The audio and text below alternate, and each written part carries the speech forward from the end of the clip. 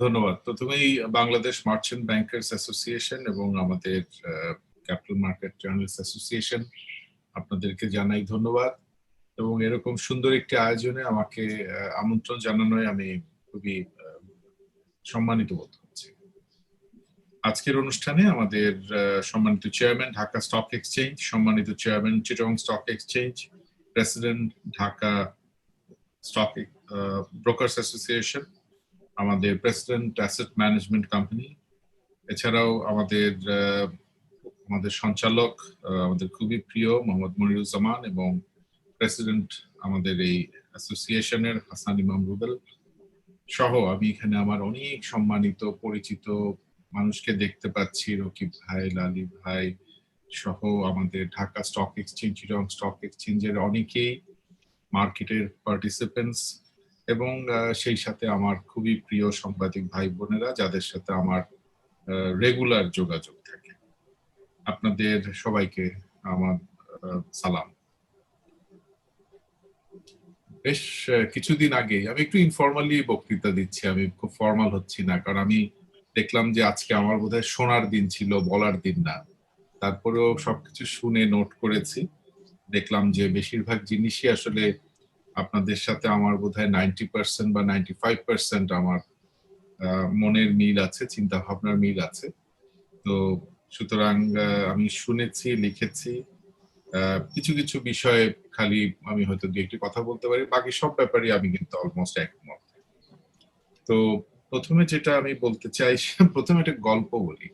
আমি বেশ কিছুদিন আগে, বেশ কয়েক বছর আগে একবার একটা অনুষ্ঠানে গিয়েছিলাম জেনেভাতে। জেনেভাতে পৌঁছার পরে পরদিন সকালে আমার কিছু ডলার ভাঙানোর দরকার ছিল।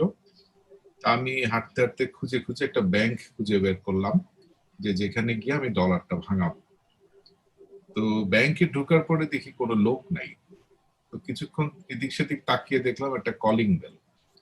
আমি কলিং বেলে চাপ দিলাম, ভিতর থেকে একটা লোক আসলো, এসে আমাকে দেখে খুব অবাক, কি লাগবে তোমার? তাই বললো, আমি তো ব্যাংক কি খোলা? বলে হ্যাঁ অবশ্যই খোলা। তো তোমার কি দরকার? আমি বললাম যে আমার কিছু ডলার এক্সচেঞ্জ। বললো না, খুবই ভালো, তো তোমার ডলার এক্সচেঞ্জ আমরা করে দিচ্ছি। বলে সে আমাকে ডলারটা এক্সচেঞ্জ করে দিল। আমি তাকে জিজ্ঞেস করলাম যে আচ্ছা তোমার ব্যাংকের কি মানে লোকজন নাই কেন? এরকম কলিং বেল দিলাম, তুমি আসলে আর লোক নাই কেউ, এরকম কেন? তো তখন বললো যে ব্যাংকে তো এখন আর কেউ আসে না, এখন ওই ওরা এটিএম থেকে টাকা তুলে ইলেকট্রনিক ফান্ড ট্রান্সফার করে, ইন্টারনেট ব্যাংকিং করে, লেটার অফ ক্রেডিটের যেটুক ব্যবসা আমাদের আছে আর রিটেল ব্যাংকিং এর যেটুক ব্যবসা আছে এটা ওরা আইটি দিয়ে ঘরে বসে করে। সুতরাং ব্যাংকে এখন আর কারো আসতে হয় না। আর যদি বড় বড় কোনো বিজনেস ডিলিং হয় সেগুলো ওরা সেন্ট্রালি আমাদের হাবে গিয়ে করে। তাই আমি বুঝলাম যে ব্যাংকিং সেবা এখন কোথায় চলে গেছে, আইটির উপর টোটালি চলে গেছে এবং ব্যাংকিং এখন trade finance and retail business এবং short and medium term financing আছে। আসলে আমাদের উন্নত বিশ্বের কথা যখন আমরা বলি, আমরা নিজেদেরকে উন্নত করতে চাই, তখন আমাদের বুঝতে হবে যে আমাদেরকেও এই পথেই যেতে হবে। এবং এইসব উন্নত বিশ্বের উন্নত দেশে কিন্তু পুঁজিবাজারই হচ্ছে long term source of capital এবং ফান্ড, এবং যেটা দিয়ে ব্যবসা বাণিজ্য বড় বড় স্কেলে, মাঝারি স্কেলে, এসএমই স্কেলে সবকিছুই হয়ে থাকে। এবং সেখানে মানুষের পার্টিসিপেশন থাকে ব্যাপক, জনগণের পার্টিসিপেশন থাকে ব্যাপক, ক্ষুদ্র বিনিয়োগকারীদের পার্টিসিপেশন থাকে ব্যাপক, এবং তখনই ইকোনমিটা ভাইব্রেন্ট হয়। আমাদের অনেকের কথার উত্তরে এটা বলছি যে আমরা সেই স্বপ্নই দেখছি। আমরা চাই আমাদের এই ক্যাপিটাল মার্কেটটা সেরকমই হবে। আমাদের ক্যাপিটাল মার্কেট, একটু আগে আপনারা অনেকে ইকুইটির কথা বলছেন, যে ইকুইটি বেসড আমাদের মার্কেট, সেখান থেকে বের হওয়ার জন্য আমরা চেষ্টা করে যাচ্ছি। এবং সেই জন্যই কিন্তু আপনারা খেয়াল করবেন আমাদের ৩.৫ মাস বয়স হয়েছে, আমরা কিন্তু ৩.৫ মাসের মধ্যেই আমরা প্রায় ৩,০০০ কোটি টাকার উপরে সাবঅর্ডিনেট বন্ড এবং পারপিচুয়াল বন্ড ইস্যু করেছি, ৮৫০ কোটি টাকার জিরো কুপন বন্ড ইস্যু করেছি, $২৫ মিলিয়ন আমরা একটি ইন্টারন্যাশনাল বন্ড ইস্যু করেছি, আরেকটি ১০০ কোটি টাকার আরেকটি সিমেন্ট ফ্যাক্টরির জন্য আমরা লোকাল বন্ড ইস্যু করেছি। এবং আমরা চেষ্টা করছি বাজারটিকে খালি আইপিও বা মিউচুয়াল আমাদের ইকুইটি বেস না রেখে ডেট বেসড মার্কেটে নিয়ে যেতে, এবং তখনই কিন্তু আপনার মার্কেটের সাইজ, ভাইব্রেশন সবকিছু বৃদ্ধি পাবে। সেদিন চিটং স্টক এক্সচেঞ্জের আসিফ ভাই তার টিম নিয়ে এসেছিলেন, আমরা অনেক আলোচনা করেছি। আজকেও তার বক্তব্য যে কথাটি এসে গেল সেটা হচ্ছে, আমি ওনাদেরকে বলেছি যে দেখেন, এখানে আমাদের সবকিছু ভালো খারাপ সবকিছুই হচ্ছে একটা টিম ওয়ার্ক। এখানে Bangladesh securities and exchange commission একা কিছুই করতে পারবে না, এখানে সবাইকে একটা টিম হিসেবে কাজ করতে হবে। আমাদের আজকের যে আলোচনা হলো তা যদি সত্যি আমরা মিন করি, বিশ্বাস করি, তাহলে এই লক্ষ্য, এই অভিষ্ট লক্ষ্য নিয়ে সবাইকে কাজ করতে হবে। দুই একজন কাজ করবে আর দুই একজন করবে না, এইভাবে কখনো লক্ষ্য অর্জিত হয় না। আমাদের এই জিনিসটা মিন করে এগিয়ে যেতে হবে। আমি তাই ওনাদেরকে বলেছি যে আপনারা নতুন নতুন প্রোডাক্ট নিয়ে আসেন। চিটাগংয়ে তো অনেক wholesale market, import export business হয়। আমাকে আসিফ ভাই এনশিওর করেছেন যে উনি সেটা করবেন, এবং সেখানে আমাদের ডেরিভেটিভস এর অনেক ব্যবসা করা সম্ভব। সেখানে forward, future, swap, exchange, foreign exchange নিয়ে অনেক কিছু করা যায়। তো সেইগুলো আমরা বলেছি, এবং আশা করি যে স্টক এক্সচেঞ্জ গুলার ব্যবসার মধ্যে এরকম বৈচিত্র্য আসবে, তাদের যারা পার্টিসিপেন্ট তাদের ব্যবসার মধ্যে বৈচিত্র্য আসবে। সারাক্ষণ খালি আমরা যদি সেকেন্ডারি মার্কেটের কেনা বেচা নিয়ে থাকি তাহলে হবে না, কারণ আমাদেরকে এখন এই মার্কেটটাকে অনেক বড় করতে হবে। 1,000 কোটি টাকা কোনো ট্রানজাকশনই না, এটাকে এখন আমাদের ইমিডিয়েটলি 3,000 থেকে 5,000 কোটি টাকার ডেইলি ট্রানজাকশনের টার্গেট নিয়ে কিভাবে এগোনো যায় সেদিকে যেতে হবে।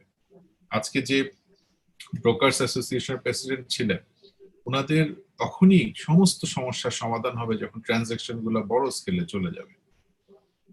আমরা আলোচনায় দেখেছি অনেকের কথা থেকে যেটা আসছে, প্রথমেই আমাদের সাইদুর রহমান ভাই বলেছিলেন যে এনআরবিদের পার্টিসিপেশনের কথা। আমরা কিন্তু আমরা 2 মাসের মধ্যে এনআরবিদের ইনভলভ করার জন্য বাংলাদেশ ব্যাংকের সাথে বিভিন্ন রকম কথাবার্তা বলেছি। আমি নিজে ডিও লেটার ইস্যু করেছি, এবং তার পরিপ্রেক্ষিতে আপনারা দেখেছেন যে এখন যে কোনো বিদেশের ইনভেস্টর সে এখন ওপেন এবং ক্লোজ দুই এন্ডের মিউচুয়াল ফান্ডে ইনভেস্ট করতে পারবে, যেটা আগে এই সুযোগটা ছিল না। আপনারা দেখেছেন যে এখন নিটা অ্যাকাউন্টের মাধ্যমে খুব সহজেই বিদেশে আমাদের যারা এক্সপ্যাট্রিয়েট বাংলাদেশি ভাই বোনেরা আছেন ওনারা বিনিয়োগ করতে পারবেন এবং বিনিয়োগ লাভ সহ নিয়ে যেতে পারবেন, এরকম সুযোগ সৃষ্টি হয়েছে। তার পরিপ্রেক্ষিতে আমি এটাও বলেছি যে আপনাদের ব্রোকার হাউসগুলা যারা ভালোভাবে ম্যানেজ করতে পারবেন, তারা বাংলাদেশি অধ্যুষিত অথবা যেখানে ব্যবসার ভালো পোটেনশিয়াল আছে সেখানে আপনারা ডিজিটাল আউটলেট খোলার ব্যবস্থা করেন। আমার সাথে অনেকেরই মৌখিকভাবে কথা হয়েছে, আমি সবাইকে একটু জোর দিব যে আর্লিয়ার দ্য বেটার, আপনারা একটু তাড়াতাড়ি করে চেষ্টা করেন, ডিজিটাল আউটলেট করেন। রুলস রেগুলেশনস এ যদি কোথাও সরকারের কাছে যে কোনো কিছু সহজ করতে হয়, সাইদুর রহমান ভাইয়ের মাথায় বোধহয় কোনো একটা ইনোভেটিভ আইডিয়া আছে, উনি বলেছেন নেক্সট উইক এসে শেয়ার করবেন। তো আমরা সেগুলো সরকারের যেখান থেকে অনুমতি নিতে হয় সেই পর্যায়ে নিয়ে যাব। আমরা ব্যবসাটাকে সত্যিকার অর্থেই ইজ অফ ডুইং বিজনেস বলে যে কথাটি সারা বিশ্বে প্রচলিত, ব্যবসাটাকে সহজ করে দিতে চাই। এবং এই সহজ করতে গিয়ে কিছু দুর্বৃত্ত বা কিছু দুষ্টু লোক যদি আপনাদেরকে ডিস্টার্ব করে, বা যারা এখানে বিভিন্ন রকমের নিয়ম নীতি না মেনে বিভিন্ন রকমের অপকর্মে লিপ্ত হয়, এবং এই অল্প 2-4-5% লোকের জন্য বাকি 95-98% মানুষের ক্ষতি হয়, ক্ষুদ্র বিনিয়োগকারীরা নিঃস্ব হয়, সেই জিনিস ইনশাল্লাহ আমরা যতদিন আছি সেই সুযোগ আর হবে না। এবং এটা আপনাদেরকে আমরা আশ্বস্ত করতে পারি যে এই ব্যাপারে আপনাদেরও নিজ নিজ অবস্থান থেকে যেখানে যা করণীয় আছে করে ফেলেন। আমাদের এখান থেকে কেউ যাতে কাউকে ঠকিয়ে, লুট করে, জালিয়াতি করে, চালাকি করে টাকা পয়সা নিয়ে যেতে না পারে, এই কাজ আমাদের সবাইকে মিলে করতে হবে, আমাদের একার পক্ষে সম্ভব না। আমরা প্রত্যেক কমিশন মিটিং এই ধরনের কিছু সিদ্ধান্ত নিচ্ছি। আমাদের একটু আগে প্রথম আলোর সুজন মহাজন এবং শারমিন রিনভি ওনারা যে কথাগুলো বললেন, আমরা কিন্তু এই যে 30-20 যে বিষয়টা, এই তথ্যটি শেয়ার করতে আমাদের কোনো অসুবিধা নাই। ঢাকা স্টক এক্সচেঞ্জকে আমি অনুরোধ করব আপনারা এই তথ্য দিয়ে দিন, এই তথ্য গোপন করারও কিছু নাই, এবং এটা পাবলিক ইনফরমেশন যে কে কোম্পানি শেয়ার কি হোল্ড করে, কারা ডাইরেক্টর, কাদের কি হয়েছে, এটা দিয়ে দেন। এবং তথ্য প্রবাহ শেয়ারে আমি যেভাবে আপনাদের সাথে প্রত্যেক দিন কথা বলি এবং আপনাদের যে কোনো অনুষ্ঠানে যাচ্ছি কথা বলছি, আর কোনো তথ্য, হয়তো কোনো সেন্সিটিভ, প্রাইস সেন্সিটিভ বা কোনো গোপন তথ্য, সেটা তো আর দেওয়া যাবে না, কিন্তু তারপরেও আমি ব্যক্তিগতভাবে আমার স্পোকসম্যান, আমরা যেভাবে শেয়ার করি এইভাবে কোনোদিন কেউ শেয়ার করতো কিনা আমার সন্দেহ আছে। আপনাদের সাথে আমি সব ফোরামে গিয়ে কথা বলছি। সুতরাং আরো যদি কোনো তথ্য লাগে নিশ্চয়ই বলবেন, আমরা দিব। এবং মিস শারমিন রিনভিকে আশ্বস্ত করব, আমি কালকে অফিসে গিয়ে কারা কবে নিষিদ্ধ হয়েছিল, কতদিনের জন্য নিষিদ্ধ হয়েছিল, এগুলা আমাদের ওয়েবসাইটে তাড়াতাড়ি নেওয়ার ব্যবস্থা আমি করব। আমাদের আরেকটি ব্যাপার যেটা আসছে অনেকের কথায়, সেটা হচ্ছে ট্রান্সপারেন্সি, কারাপশন কমানো, প্রপার ডিসক্লোজার এবং অথেন্টিক ইনফরমেশন শেয়ার করা। এই জন্যই কিন্তু আমরা ডে 1 থেকে আইটির কথা বলে আসছি। কোভিড কিন্তু আমাদের ডিজিটাল ইকোনমির প্রয়োজনীয়তা বুঝিয়ে দিয়েছে।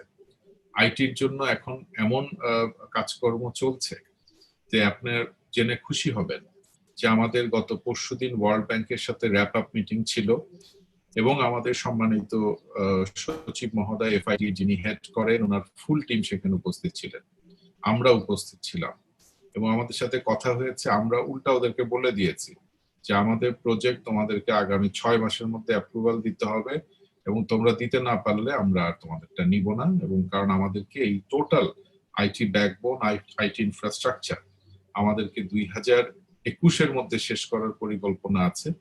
কোনোভাবেও যদি না পারি হয়তো 6 মাস বেশি লাগতে পারে, কিন্তু আমরা এটা করব, এটা এই ব্যাপারে আমরা দৃঢ় প্রতিজ্ঞ। আপনারা খবরের কাগজের মধ্যেই নিশ্চয়ই আমাদের ডিজিটাল ট্রান্সফরমেশন কনসালটেন্টের অ্যাডভার্টাইজমেন্ট দেখেছেন, তার টিওআর দেখেছেন, এবং সে আশা মাত্রই আমরা এই টোটাল ব্যাকবোনের ডিজাইন করে আমাদের কি আছে কি নাই সেগুলা দেখে আমরা ঠিক করে ফেলবো যে আমাদের এখন কি করতে হবে। সেখানে নেটওয়ার্কিং, সফটওয়্যার, হার্ডওয়্যারের যত কিছু লাগে সবকিছুই আমরা এই প্রজেক্টের মধ্যে করে ফেলবো। আমরা কিন্তু আপনারা জানেন যে ঢাকা স্টক এক্সচেঞ্জে আমাদের একটি আইটি স্পেশালিস্ট টিম এখন ইন্সপেকশন করছে। তাদের রিকমেন্ডেশনের অনেক তথ্য আমার কাছে এসেছে, এবং সেখানে সেই তথ্য থেকে আমরা জানতে পেরেছি এখানে বড় ধরনের রিফর্মের প্রয়োজন হবে। আগামী রোববার দিন ওনারা এই রিপোর্টটা আমাদের কাছে জমা দিচ্ছেন। জমা দেওয়া মাত্রই আমরা ঢাকা স্টক এক্সচেঞ্জের সাথে বসবো। আমরা সেখানে কি কি ইমিডিয়েট রিফর্ম এবং কারেকশনস বা কোন কোন প্রয়োজন সেগুলো আমরা ওনাদের সাথে আলাপ আলোচনা করে করার ব্যবস্থা নিব। কারণ স্টক এক্সচেঞ্জ গুলা যদি ঠিকভাবে পারফর্ম না করে, তাদের ইনফ্রাস্ট্রাকচার যদি ঠিক না থাকে, তাহলে কোনোভাবেও ব্যবসা বাণিজ্যের উন্নতি হবে না। তাই আমাদের যারা আমরা এইসব অবস্থানে আছি, তাদের নিজস্ব শক্তি, সামর্থ্য, ফ্যাসিলিটিস এগুলো এনহ্যান্সমেন্ট একদম সময়ের দাবি, এবং এগুলো আমাদের ইমিডিয়েটলি করে ফেলতে হবে। আমরা যদি 5,000 কোটি টাকায় বিজনেস নেওয়ার চিন্তা করি, আমরা যদি মনে করি যে এখানে আমরা এই যে সাবঅর্ডিনেট বন্ড, পারপেচুয়াল বন্ড, গতকালকে আমরা যে 500 কোটি টাকার সাউথ ইস্ট ব্যাংকের গত পরশুদিন যে সাবঅর্ডিনেট বন্ড অ্যাপ্রুভাল দিলাম, তা পুরাটাই আমরা ট্রেডিং এর জন্য একসাথে কন্ডিশন দিয়ে দিয়েছি, এবং সেখানে 10 লক্ষ টাকার স্ক্রিপ্ট সাইজটা আমরা 1 লক্ষ করে দিয়েছি, যাতে ইমিডিয়েটলি আসা শুরু করে দেয়। এসএমই কে এনকারেজ করা হচ্ছে। এসএমই প্রতিষ্ঠান একটি আমাদের কাছে দরখাস্ত করেছিল, কিন্তু এটা আমরা ঠিক মানে মনে করি নাই যে এটা দেওয়া উচিত, তাই সেটাকে আমরা বাতিল করে দিয়েছি। কিন্তু সামনে এসএমই তে আরো কিছু আসা শুরু হবে। আমাদের ওটিসি মার্কেটের যে প্রোডাক্ট গুলো এখন আছে, আমরা জেড ক্যাটাগরি নিয়ে কাজ শেষ করি, আমরা ওটিসি গুলোকে ধরবো, এবং তখন সেগুলা নিয়েও আমরা কাজ করব। আমাদের মার্কেটকে একটা এফিশিয়েন্ট মার্কেটে রূপান্তরিত করতে হবে। এখানে যারা এফিশিয়েন্ট হয়ে এসে ইনএফিশিয়েন্ট হয়ে যায়, বা এফিশিয়েন্ট হয়ে এসে হঠাৎ করে গায়েব হয়ে যায়, তাদেরকে নিয়ে আমরা এখন বসছি, এবং তাদের সাথেই আমরা ভালো ভালো ফলাফল পাচ্ছি। আপনারা দেখছেন যে আমাদের একটা দুটা কোম্পানি করে আমাদের, আপনাদের অনেক দিনের দাবি ছিল ক্ষুদ্র বিনিয়োগকারীদের যে কেউ যদি না পারে তারা বাইব্যাক করে চলে যান, আমাদের টাকা আমাদেরকে ফেরত দিয়ে দিন। তো এরকম ভাবে আমরা একটা ছোট্ট স্কিম ডিজাইন করেছি এসক্রো অ্যাকাউন্টের থ্রুতে, এবং আশা করি তার মাধ্যমে আমাদের একটি একটি করে কোম্পানি যারা জনগণের টাকা নিয়ে পারফর্ম করছে না, তাদেরকে আমরা টাকা ফেরত দিয়ে ডিলিস্টিং এর ব্যবস্থা করব।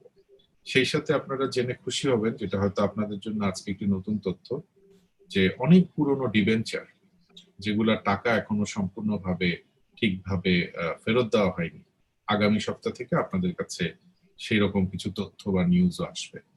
দেখবেন যে আপনাদের অনেক পুরনো টাকা আপনারা ফেরত পাচ্ছেন।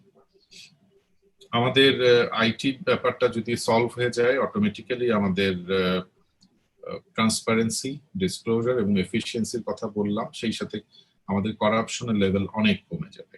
আমাদের যে জিনিসটি আপনাদের অনেকের কথা থেকে এসেছে যে আমাদের একটা কমন প্ল্যাটফর্ম থাকা উচিত, যাতে আমাদের যে অ্যাকাউন্টিং বা ফাইন্যান্সিয়ালস নিয়ে বিভিন্ন রকমের আগে ঘটনা ঘটেছিল এবং এখন আমরা মাঝে মাঝে তার জন্য শাস্তি দিচ্ছি, তো সেই ধরনের ঘটনা যাতে না ঘটে সেই জন্য আমরা গত 2-3 সপ্তাহ আগে বিশ্বখ্যাত একটি কোম্পানির প্রেজেন্টেশন দেখেছি। সেই প্রেজেন্টেশনটা দেখে আমরা খুবই মনে করছি যে এই ধরনের একটি জিনিস আমাদের বাংলাদেশে চলে আসা উচিত। এটা আপনারা অনেক জায়গায় দেখবেন যে এরকম আছে, এরকম একটি কোম্পানি আমাদেরকে প্রেজেন্ট করলো, যেখানে আমরা সেখানে সমস্ত কোম্পানিকে তাদের একটি নির্দিষ্ট ফরম্যাট অনুযায়ী সমস্ত ফাইন্যান্সিয়াল ইনফরমেশন জমা দেওয়ার একটা ব্যবস্থা করে দিব এবং এর মেম্বার হবে আমাদের বাংলাদেশ ব্যাংক, আমরা, ন্যাশনাল বোর্ড অফ রেভিনিউ এবং অন্যান্য যারা আছে তারা, এবং এফআরসি এখানে একটি বড় রোল প্লে করবে এবং তার মাধ্যমে আমরা একটি অ্যাকাউন্টের মাধ্যমে তাদের সমস্ত অ্যাসেসমেন্ট, সমস্ত কাজকর্ম আমরা রেগুলেটরদের থেকে শুরু করে অন্যান্যরা এর মাধ্যমে করব। এই ব্যাপারে আমি আমাদের সম্মানিত ফাইন্যান্স সেক্রেটারি সাহেবের সাথেও কথা বলেছি। আমরা আশা করি যে এই ব্যাপারটা নিয়ে আমরা সামনের দিকে এগিয়ে যাব এবং এটা ওয়ার্ল্ড ওয়াইড যেই প্ল্যাটফর্মে যেভাবে এই ইনপুট গুলো আসে, অ্যাসেসমেন্ট হয় এবং স্ক্রুটিনি এবং যাচাই বাছাইয়ের পরে যখন সেটা পাবলিক করা হয়, তারপরে সেটার উপর বেস করে সারা সব প্রতিষ্ঠান কাজ করে, এই জিনিসে আমরা চলে যাওয়ার চেষ্টা করছি। আমাদের এই আইটি প্ল্যাটফর্মের সাথে সাথে একই সাথে যুক্ত হবে ডিজিটাল আউটলেট, যেটা আপনারা অনেকে বলেছেন, ঢাকা স্টক এক্সচেঞ্জের চেয়ারম্যান মহোদয় বলেছেন যে দেশে কিন্তু এখন ইকোনমিক অ্যাক্টিভিটিস, ইনফ্রাস্ট্রাকচার ডেভেলপমেন্ট এবং বিদ্যুৎ পৌঁছে যাওয়ার কারণে এখন সারা দেশে ছড়িয়ে গেছে। দেশের বিভিন্ন জায়গায় এলোমেলো ভাবে বিভিন্ন ইন্ডাস্ট্রি হচ্ছিল এবং টাকা পয়সা বিভিন্ন ভাবে ইনভেস্টমেন্ট হচ্ছিল বলে সরকার এখন বিভিন্ন জায়গায় কিছু কন্ডিশনও দিয়ে দিয়েছেন এবং ইকোনমিক জোন তৈরি করে দিচ্ছেন। তো সেই সব জায়গাতেও বড় ধরনের অর্থনৈতিক অ্যাক্টিভিটিস হয়। তো আপনাদের ডিজিটাল আউটলেট নিয়ে সেখানে পৌঁছে যাওয়ার জন্য অনুরোধ করছি। আর আপনারা যদি কস্ট বেনিফিট অ্যানালাইসিস করে মনে করেন যে সেখানে আপনাদের ব্রাঞ্চ খোলাও আপনাদের জন্য প্রফিটেবল হবে, সেই অনুমতিও আমরা দিয়ে দিব। সুতরাং আমাদের আপনাদের কাছে অনুরোধ, খালি ঢাকা চিটাগং বেস না থেকে সারা বাংলাদেশে ছড়িয়ে যান, সারা বিশ্বে ছড়িয়ে যান। এই ব্যাপারে আমাদের বাংলাদেশ সিকিউরিটিজ অ্যান্ড এক্সচেঞ্জ কমিশনের পক্ষ থেকে যা যা করণীয় সব আপনারা ফাস্ট ট্র্যাকে পাবেন। আইপিওর কথা অনেকে বলেছেন, আইপিও আমাদের আসার আগে যে দরখাস্তগুলো ছিল তা যাচাই বাছাই করে আমরা কিছু দিয়েছি, আর বেশ কিছু বাতিলও করেছি, আর অল্প কিছু বাকি আছে, সেগুলো আমরা যাচাই বাছাই করে কিছু বাতিল করব আর হয়তো কিছু দিব।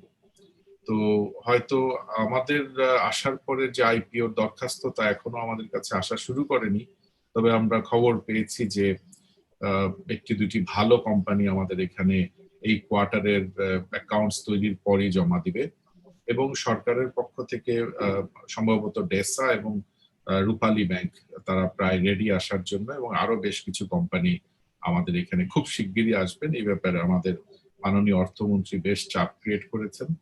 এটার দায়িত্বপ্রাপ্ত এখন যিনি চেয়ারম্যান, উনিও ইন্স্যুরেন্স কোম্পানি যারা এখনো আসেনি তাদেরকে আসার ব্যাপারে উৎসাহ দিচ্ছেন।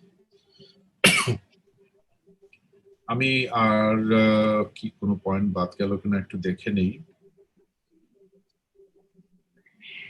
ও, আপনারা যে নতুন বন্ডের মধ্যে অনেক নতুন নতুন প্রোডাক্টের কথা বলছেন, আপনারা খুশি হবেন জেনে যে আমরা ইনফ্রাস্ট্রাকচার নিয়ে যে কাজ করছিলাম তা হয়তো আস্তে আস্তে আলোর মুখ দেখতে শুরু করছে।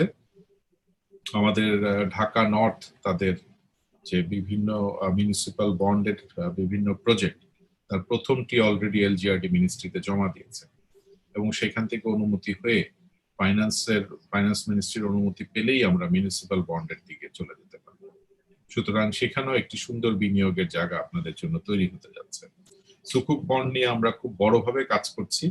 দেশের স্বনামধন্য বেশ কিছু কোম্পানি খুব শিগগিরই সুকুক বন্ড নিয়ে আমাদের এখানে আসবে এবং ইসলামিক এই সুকুক বন্ডে মিডল ইস্টের বিনিয়োগকারীরা অলরেডি আমার সাথে ইনভেস্টার্স মিটিং এ জুমে কথা বলে এই ধরনের বিনিয়োগে উৎসাহ তারা আমাদের কাছে অলরেডি তাদের উৎসাহের কথা জানিয়েছেন, এবং দেশে থাকাও বেশ কিছু আমাদের ধর্মপ্রাণ মুসলমান ভাই বোনদের যে টাকা পয়সা বা তাদের যে বিনিয়োগ বা ব্যাংকের গুলার SLR ফান্ড গুলা, সেগুলো এখানে বিনিয়োগ করার বেশ বড় একটা সুযোগ তৈরি হতে যাচ্ছে, এবং সুকুক বন্ড বাংলাদেশে বড় আকারে চলে যাবে আগামী বছরের মধ্যে, এই বিশ্বাস আমরা দৃঢ়ভাবে পোষণ করি।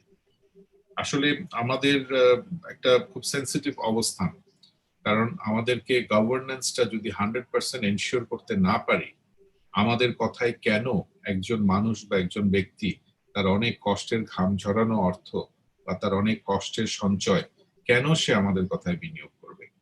আমরা যদি তাদের সবচেয়ে টাকা পয়সা বা বিনিয়োগকে যদি নিরাপত্তা দিতে না পারি এবং তার একটি ভালো রিটার্ন দিতে না পারি, কেন তারা আমাদের কথায় আসবে?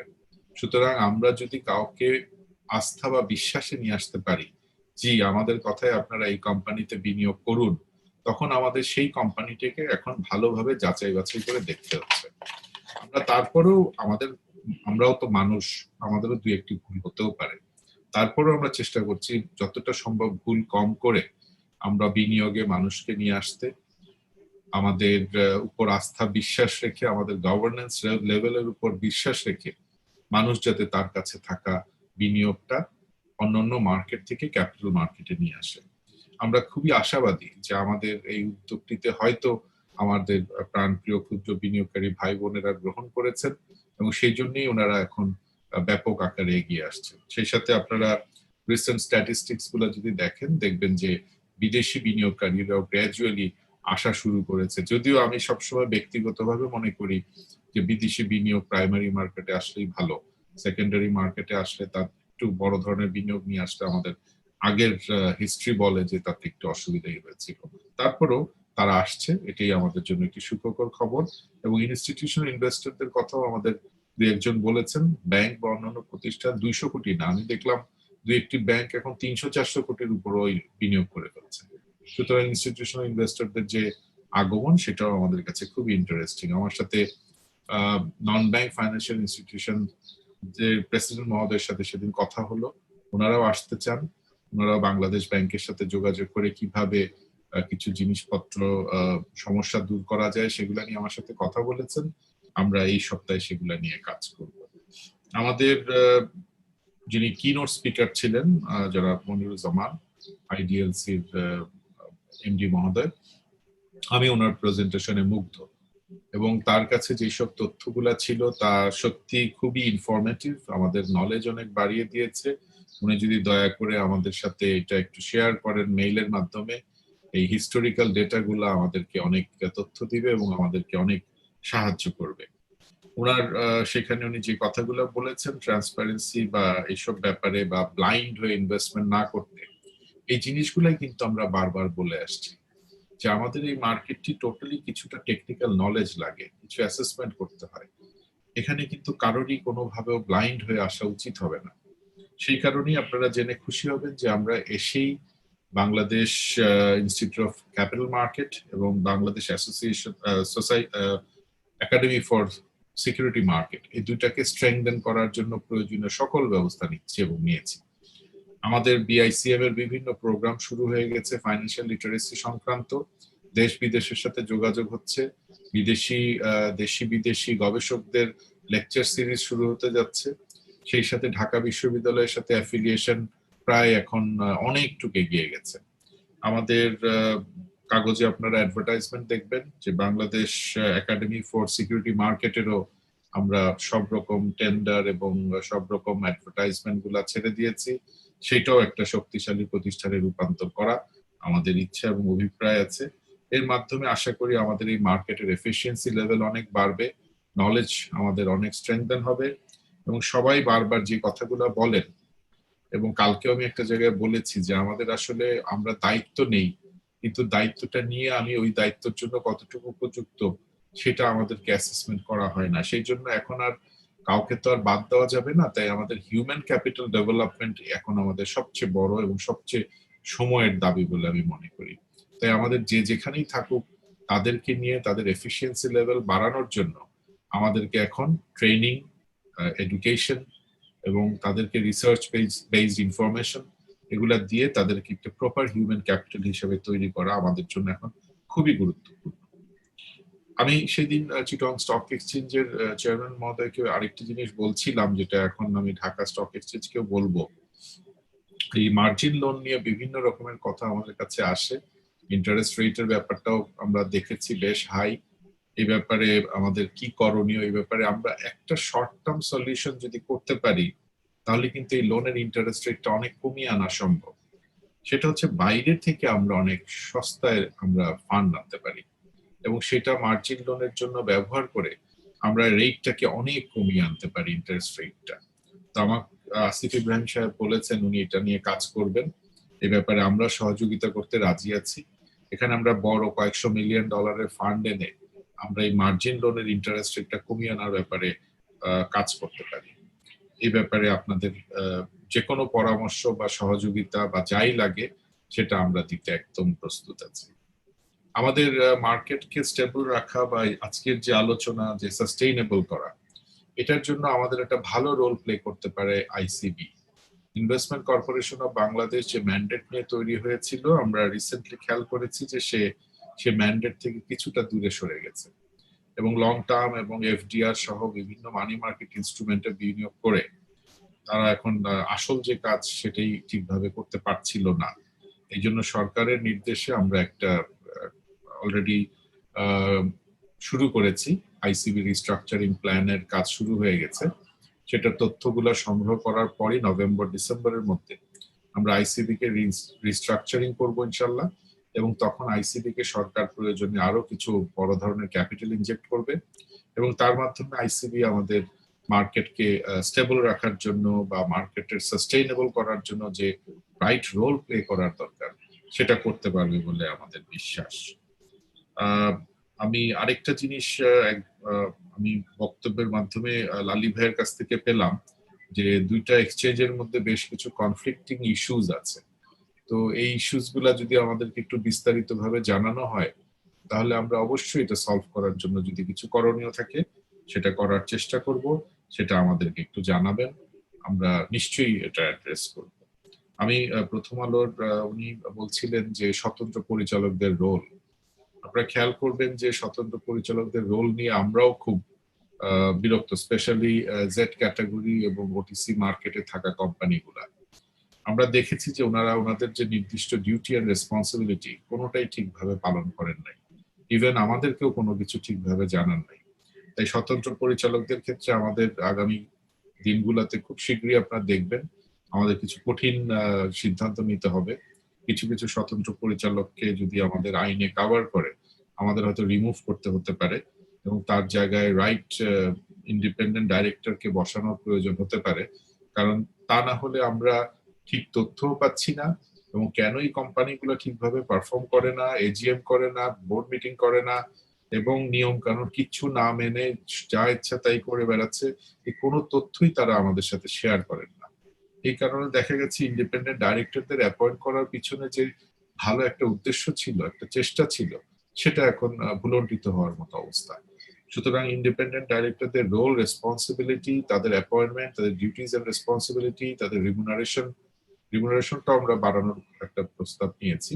সবকিছু মিলিয়ে ইন্ডিপেন্ডেন্ট ডাইরেক্টরদের সমস্ত একটা প্যাকেজ আমাদের প্রায় ফাইনাল স্টেজে চলে এসেছে। আরেকটা জিনিস আপনারা এই সপ্তাহে পাবেন, আমরা অনলাইনে ইন্ডিপেন্ডেন্ট ডাইরেক্টরদের দরখাস্ত এখন নিব, এবং ক্রাইটেরিয়া ফুলফিল করলেই সেই সাবমিট বাটন অন হবে অথবা হবে না। সুতরাং আমরা এখন প্রপার ইন্ডিপেন্ডেন্ট ডাইরেক্টরদের অ্যাপয়েন্টমেন্ট দিতে চাই। রুলস রেগুলেশনে যে ক্রাইটেরিয়া আছে সেটা ফুলফিল করলেই তারা পারবেন যেতে, না হলে পারবেন না। অনলাইন প্ল্যাটফর্মটি রেডি হয়ে গেছে, এটা আগামী সপ্তাহে ওপেন হয়ে যাবে, এবং এর মাধ্যমে আমরা এই একটা কাজ করতে যাচ্ছি। আরো একটা কাজ আমরা করব, যেখানে দেখব যে জনগণের বিনিয়োগ নেওয়ার পরে যেসব কোম্পানিতে ঠিকভাবে ফাংশন হচ্ছে না, যারা হঠাৎ করে বন্ধ করে চলে গেছেন, যাদের তালা মারা অফিস ঢাকায় এবং ফ্যাক্টরি গাজীপুরে, যারা বিভিন্ন ভাবে উদ্দেশ্য প্রণোদিত ভাবে মানুষকে ঠকানোর চেষ্টা করেছেন, সেসব জায়গায় সম্ভবত আমাদের বোর্ডও ভেঙে দিতে হতে পারে, এবং সেখানে আমাদের ইন্ডিপেন্ডেন্ট ডাইরেক্টরের সংখ্যা বাড়িয়ে সেই কোম্পানিগুলোকে চেষ্টা করবো আমরা নার্সিং দিয়ে ঠিক করে ফেলতে, এবং অবশ্যই সেগুলো আইনের মধ্যে রেখে করব। আর যদি সম্ভব না হয় তখন আমাদের অন্য ব্যবস্থা নিতে হবে। আমরা কোনোভাবে আমাদের ক্ষুদ্র বা বৃহৎ বিনিয়োগকারী কাউকে ক্ষতিগ্রস্ত করে সুবিধা নেওয়ার সুযোগ আর দিতে চাই না। এবং এই মেসেজটি আমাদের এই যে মাঝে মাঝে গভর্নেন্স নিয়ে আমাদের বেশ রুড হতে হচ্ছে, শাস্তি দিতে হচ্ছে, এটা আমাদের জন্য কিন্তু ভালো লাগে না। কিন্তু তারপর আমাদের করতে হচ্ছে এই কারণে, সেটা হচ্ছে মেসেজ দেওয়া বাজারে যে এই কাজগুলা যাতে কেউ আর সামনের দিনগুলায় না করে, এবং এইভাবে করে যাতে কেউ কোনো সুবিধা নেওয়ার চেষ্টা না করে। আমরা একটা সুস্থ সুন্দর বাজার চাই, যেখানে সবকিছু থাকবে ট্রান্সপারেন্ট, সবাই থাকবেন সুস্থ মনের অধিকারী, নিয়ম নীতি মেনে চলবেন, এবং একটা সুস্থ পরিবেশ পেলেই সেখানে সবাই চলে আসে। কে আসবে আপনার অসুস্থ একটা মার্কেটে তার নিজের কষ্টের টাকা নিয়ে? সুতরাং আমাদেরকে একটা সুস্থ পরিবেশ, সুস্থ মার্কেট দিতে হবে, এবং এর জন্য সবার আগে প্রয়োজন হচ্ছে টিম ওয়ার্ক। আপনারা আমাদেরকে বিভিন্ন ব্যাপারে বারবার সবাই আমাদের দিকে আঙ্গুল দেখাচ্ছেন, কিন্তু আসলে আমরা একা কিছুই করতে পারবো না। আমরা বাজারে কেনা বেচাও করি না শেয়ার, আমরা কোনো কিছু প্রাইস ইনফ্লেশন বা কমানো কোনো কিছুর সাথে আমাদের জড়িত হওয়ার সুযোগ নাই। তারপরেও আমরা আপনাদের মঙ্গল কামনা করি এবং আপনাদের টিম ওয়ার্কে আপনাদের সবার সহযোগিতা কামনা করি। এখানে একদিকে যেমন দুটি স্টক এক্সচেঞ্জের ব্যাপক এবং বড় ভূমিকা আছে, বোর্ড গুলার বিরাট ভূমিকা আছে, এখানে আমাদের জার্নালিস্ট অ্যাসোসিয়েশনের অনেক বড় ভূমিকা আছে, ব্রোকার্স অ্যাসোসিয়েশন, মার্চেন্ট ব্যাংক গুলার অনেক কিছু করণীয় আছে। সরকার এবং মন্ত্রণালয় আমাদের প্রতি খুবই সদয়, এবং সেই ব্যাপারে আমরা তাদেরকে ধন্যবাদ জানাই। বাংলাদেশ ব্যাংকের গভর্নর এবং এনবিআর এর চেয়ারম্যান মহোদয় দুইজনই আমাদের প্রতি সদয়, এবং বিভিন্নভাবে ওনারা ওনাদের পজিশনের মধ্যে থেকে আমাদেরকে সাহায্য সহযোগিতা করার চেষ্টা করছেন, তাদেরকে আমরা ধন্যবাদ দিই। সুতরাং এই মুহূর্তে আমরা চেষ্টা করব যে আমাদের এখানে যত সমস্যা আছে সেই সমস্যাগুলো সম্মিলিতভাবে মোকাবেলা করার। আপনাদের আজকের যে সাজেশন বা রিকমেন্ডেশন যেগুলো আসছে সেই সবগুলাই কিন্তু আজকে আমি নোট করেছি। সেগুলোর মধ্যে আমি জানি না কোনো পয়েন্ট মিস করলাম কিনা, তবে মিউচুয়াল ফান্ড নিয়ে যে কথা আসছে, আপনারা গত সপ্তাহের মিউচুয়াল ফান্ডের যে আমাদের ডাইরেক্টিভটা গেছে সেটা একটু দেখবেন। এছাড়াও কিন্তু আমরা তাদের প্রসপেক্টাস এবং অ্যাক্টিভিটিস এবং তাদের ফান্ডিং, তাদের ইনভেস্টমেন্ট সবকিছুই এখন ওয়াচ করছি। বেশ কিছু মামলা মোকদ্দমা করা আছে এবং কোর্টকে বিভিন্নভাবে কোর্টের মাধ্যমে সময় ক্ষেপণের চেষ্টা করা হয়েছে, সেইগুলো অ্যাড্রেস করা হচ্ছে। অ্যাটর্নি জেনারেল সাহেব এবং অন্যান্য লয়ার দিয়ে আমরা কোর্টের কেসগুলোকেও তাড়াতাড়ি শেষ করার চেষ্টা করছি, এবং শক্তিশালী লয়ারের মাধ্যমে আমরা এখন এগুলোকে ফাইট করছি। চেষ্টা করব যে যাতে কোনো দুষ্ট লোক কোনোভাবেও আইনের ফাঁক দিয়ে সুযোগ করে বের হয়ে যেতে না পারে। তো সেই দিকটা আমাদের কমিশনার ল খুব স্ট্রিক্টলি দেখছেন, এবং আপনারা সেই দিক থেকেও আশ্বস্ত হবেন যে আমরা ওইটাকেও খুব সিরিয়াসলি অ্যাড্রেস করব। আমাদের রকিব ভাই উনি সবসময় আমাদের সাথে বিভিন্ন সুপরামর্শ দিয়ে সাহায্য করেন। উনি যে কথাগুলো বলেছেন ওগুলো আমি সব নোট করে নিয়েছি, এবং যেসব অডিটরকে 3 বছরের জন্য সাসপেনশন দেওয়া হয়েছে বা অন্যান্য যে কথাগুলো উনি বলেছেন সেগুলা আমি সব নোট করেছি। 2% শেয়ার যার থাকবে না সেটার জন্য আমাদের কোনো ইনস্ট্রাকশন আর দেওয়ার প্রয়োজন নাই। আইন অনুযায়ী অটোমেটিক্যালি তার ডাইরেক্টরশিপ চলে যাবে। আমরা খালি কোম্পানিকে জানিয়ে দিব যে এই ভদ্রলোক বা ইনার ডাইরেক্টর সাহেবের 2% না থাকায় এবং নির্দিষ্ট সময়ের মধ্যে তার এইটা ফুলফিল না করায় তাকে আজ থেকে পরিচালক হিসাবে আমরা তাকে রিমুভ করলাম, এবং তারপরে সেই কোম্পানিকে আবার 30% মিলিয়ে আমাদেরকে বুঝিয়ে দিতে হবে, এবং না হলে আমরা আইন অনুযায়ী কোম্পানির বিরুদ্ধে ব্যবস্থা নেব। কারণ জেনে শুনে তারা কোম্পানিগুলো আসছিল, তারা জানে 30% 2%-এর কথা, তাই হঠাৎ করে এরকম একটা ভূমিকা কেন তারা গেল আমরা জানি না। তবে দুই একটি কোম্পানি এবং কিছু ব্যক্তি তাদের আর্থিক সমস্যার কথা আমাদেরকে জানিয়েছেন, এবং তারা আমাদের কাছে একটু সময় চেয়েছেন। আমরা তাদের পরিচয় দিতে চাই না, তাদেরকে আমরা সময় দিয়েছি। কেউ 1 মাস, কেউ 45 দিন, কেউ 60 দিন সময় চেয়েছে, আমরা সেটা দিয়েছি। কারণ মানুষের সুবিধা অসুবিধা থাকে, সেটা অনেক সময় বিবেচনায় আনতে হয়। এছাড়া অন্যান্য যারা যোগাযোগ করছেন না বা এই ধরনের কাজ করছেন, আপনাদেরকে আশ্বস্ত করতে পারি এই ব্যাপারে আমরা খুবই কঠোর থাকবো, এবং সরকারও এই ব্যাপারে খুব কঠোর। সুতরাং আমাদের আত্মবিশ্বাস এবং সাহসের কোনো এই ব্যাপারে অভাব হবে না। আর আমি আপনাদের যা যা পয়েন্ট নোট করেছিলাম বোধহয় আমি সবই কভার করেছি। আমি আর তেমন কোনো পয়েন্ট পাচ্ছি না যেগুলো আমি মিস করেছি। সুতরাং আজকে এই আলোচনা অনুষ্ঠান যেটা ঘন্টা দেড়েক হওয়ার কথা ছিল, তা এতক্ষণে 2.5 ঘন্টা ক্রস করে গেছে, 2.75 ঘন্টা হওয়ার পথে। সুতরাং আপনাদের ধৈর্যচ্যুতি ঘটবে, আমি আর নতুন করে না বলি, কারণ আমাদের সঞ্চালক মনির হোসেন সাহেব বলেছেন যে উনি বোধহয় এটা কন্টিনিউ করবেন। আমরা মনে করি এই ধরনের আয়োজন খুবই প্রয়োজন, কারণ ভেন্টিলেশন এবং সাজেশন এবং কনসালটেশন এই জিনিসগুলা মাধ্যমে আমরা ডিবেট আর্গুমেন্টের মাধ্যমেই রাইট পয়েন্টে পৌঁছতে পারি, এবং তার মাধ্যমে নিজেদের মধ্যে আলাপ আলোচনা করে সিদ্ধান্ত নিলে ভুল হওয়ার সম্ভাবনা কম থাকে। তাই আমি অনুরোধ করব বাংলাদেশ মার্চেন্ট ব্যাংক অ্যাসোসিয়েশন এবং ক্যাপিটাল মার্কেট জার্নালিস্ট অ্যাসোসিয়েশনকে যে আপনাদের উদ্যোগটি খুবই সময় উপযোগী, এবং এই উদ্যোগটির কারণে আজকে আমরা অনেক কিছু জানলাম, শিখলাম, বুঝলাম। Specially keynote speaker was wonderful, মানে তার যে ব্যাকগ্রাউন্ড ওয়ার্ক উনি করেছেন তার জন্য ওনাকে অনেক অনেক অনেক সাধুবাদ এবং ধন্যবাদ জানাতে হয়। এবং আপনাদের এই আয়োজনটি আজকে ছিল সত্যি খুবই গুরুত্বপূর্ণ। আর বিশেষভাবে যে 200 জন আজকে উপস্থিত, আমাদের আবু আহমেদ স্যার সহ অন্যান্য যারা যারা এইসব বাজার নিয়ে কাজ করেন, তাদের উপস্থিতি এটাকে করেছে আরো বেশি সমৃদ্ধ। এবং আমি এই আগস্ট আয়োজনের মধ্যে উপস্থিত থাকতে পেরে আবার নিজেকে সম্মানিত বোধ করছি বলে আপনাদেরকে ধন্যবাদ জ্ঞাপন করছি। আমাদের ছোটবেলার একটি দাদারা বা বাবারা বলতো দুষ্টামি করে যে hungry man is an angry man. সুতরাং আমাদের লাঞ্চ আওয়ার এসে গেছে, নামাজের সময় হয়ে গেছে। আমার মনে হয় আজকের জন্য আমরা শেষ করি। আপনাদের সবাইকে ধন্যবাদ। আসসালামু আলাইকুম।